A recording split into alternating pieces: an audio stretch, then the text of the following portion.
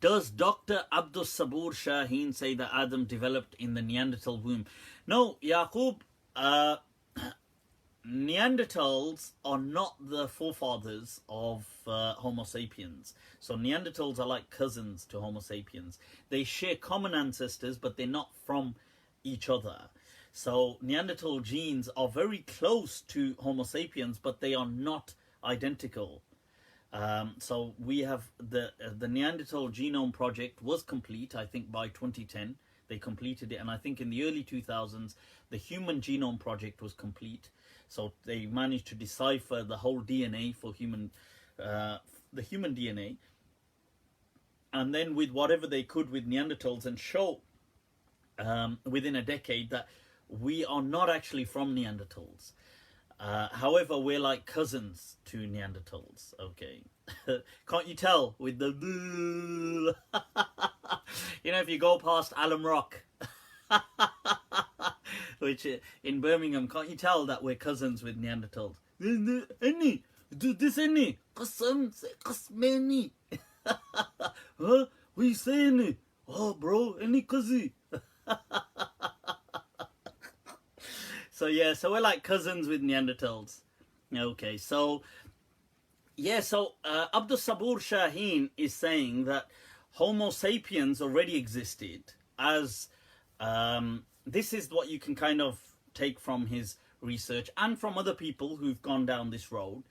They say that, and today science supports that Homo sapiens have existed maybe for 300,000 years. So recently they found that the fossil from in Morocco, actually, that's just in recent times. They just found that, which pushed back the Homo sapien, because they thought Homo sapiens were probably 100 to 150,000 years old, but it pushes it back to about 300,000 years.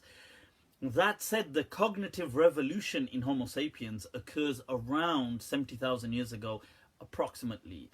So Homo sapiens, for some reason, about 70,000 years ago, start behaving very differently. All of a sudden, they get art. They start painting in walls and doing certain things and communicating in certain ways and setting out the out of Africa kind of journey to dissipate across the globe. And Homo sapiens just behave very differently. So what they call the cognitive revolution, I believe that was Adam. Adam was the father of the cognitive revolution. It wasn't just being clever, but it was having the level of consciousness that we have. So consciousness is there by other, like, animals have consciousness to some extent, but it's like degrees. The way we can plan, the way we can construct new knowledge, the way we can pass on knowledge to other people. So in fact, there's a very good book, actually, people, a very interesting book called The Illusion of Knowledge.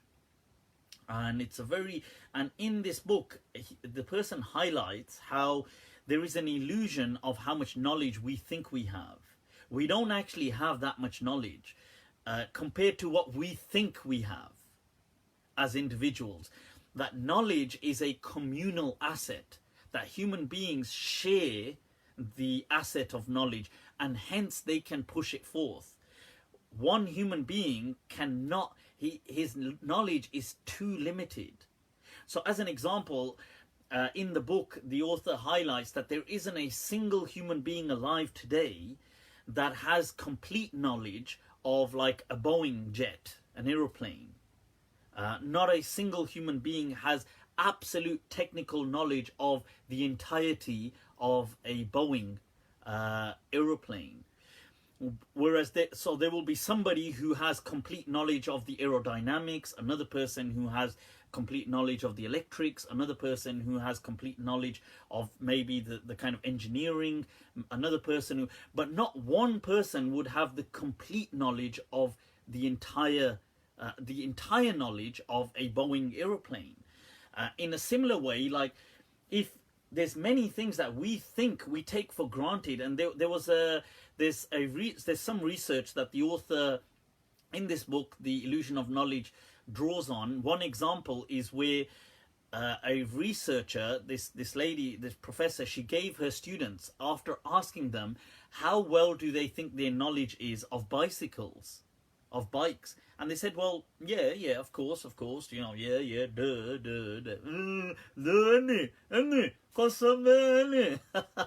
So what she did is she gave them all a piece of paper that had certain structures of a bicycle that was incomplete. So it just had like the handles, and it just had some, and she asked them, can you draw the rest, can you complete the bike in its picture, can you draw, even if it's it doesn't have to be very artistic, but just draw it.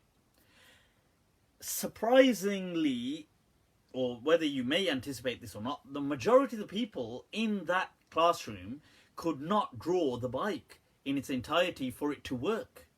So they would either put the chain on the bike wrong, they would not connect the wheels, they would not connect, like, the bike that they drew just would not work in the real world as a bike. Despite them rating their knowledge, when they were asked that, how would you rate your knowledge of bikes, as in to ride a bike, the design of a bike, would you say it's pretty good, you understand how bikes work? So most people rated themselves much higher than they actually were. This illusion of knowledge that we rate ourselves as knowing much more than we actually do exists. So in that sense, there is this, so we as human beings are social creatures. As Ibn Khaldun said, I mean, as Aristotle said before, but you know, al-insan madaniyun bit-taba', that we are social creatures by nature. We rely on each other to kind of survive.